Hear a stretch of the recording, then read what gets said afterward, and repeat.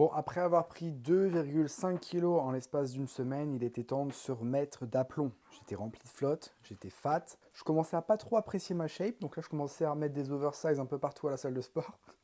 Et du coup, j'ai décidé de changer les choses. Et je t'explique justement dans cette vidéo quels sont les petits changements que j'ai mis en place qui m'ont permis de reperdre 2,2 kg, tu as le screen ici, en l'espace de 3-4 jours. La première des choses, ça va être de faire un câlin à ton chien. Ça va mon bébé? Pourquoi? Parce que le fait de passer du temps avec des animaux de compagnie, ça réduit notre stress. Et ça, c'est très important. Quand justement dans ta vie, ça va pas très bien, c'est qu'en général, on est stressé ou on est anxieux par rapport au futur. Et le fait de se... Oh mon bébé, elle ronfle. Oh mon bébé, elle ronfle. Et le fait de passer plus de temps avec des animaux de compagnie ou faire des activités qui te font du bien, qui t'apaisent, etc., bah, ça permet de diminuer tes taux de cortisol, donc de diminuer un peu ton stress. Et même si, oui, c'est pas aussi satisfaisant que d'aller taper un peu de Nutella avec une tablette de chocolat, bah, sur le long terme, c'est ce qui nous permet d'aller mieux. La deuxième chose, c'est que dans mon alimentation, j'ai réduit un peu les calories. Avant, je mangeais trop, je prenais peut-être 2 desserts parce que bah voilà, après mon repas, j'avais pas forcément envie de retourner travailler, j'allais pas forcément bien, donc je me suis dit bah tiens, vas-y, je vais taper une glace ou je vais taper des Kinder Cards, 2 Kinder Cards, 3 Kinder Cards, peut-être 4. Sauf que bah ça maintenant du coup, j'ai arrêté. Je me suis fixé un objectif, donc ça peut être de faire un shooting photo. Là, en l'occurrence, je pars au Portugal, donc bah ouais, il y aura la plage, il y aura le soleil. J'ai pas forcément envie d'être plein de flotte sur la plage, sur les photos souvenirs, sur les vidéos que je vais pouvoir tourner, etc.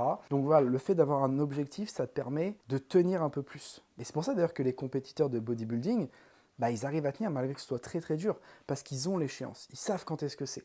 Donc ils tiennent bon. Et la deuxième chose, c'est de marcher plus. Je m'entraîne toujours pareil, je fais le même nombre de sessions. Ça, c'est quelque chose que j'ai réussi à garder. Faut pas marcher comme ça, faut monter sur le tapis. Voilà. Il y avait clairement des jours où je finissais ma journée avec 3500 pas. Et je me suis dit non, marche plus. Un truc tout con, mais bah voilà, du coup, quand je réponds à mes élèves, s'il fait beau, je vais dehors. S'il n'y a pas de vent, je vais dehors. Mais s'il y a un peu trop de vent ou alors s'il pleut, parce que bah welcome to Normandie, hein, c'est ce qui représente 75% du temps, il pleut. Et bah dans ce cas-là, je marche quand même. Je fais vraiment en sorte d'assurer mes 10 000, voire 12 000 pas si possible. Soit je réponds à mes élèves sur le tapis, comme ça je fais une pierre deux coups. Soit je me mets quelque chose à la télé, je regarde une série, je regarde les Simpsons, je regarde un film, je regarde une vidéo YouTube. En fait, je fais des choses que je ferais normalement assis, sauf que bah, je le fais en marchant.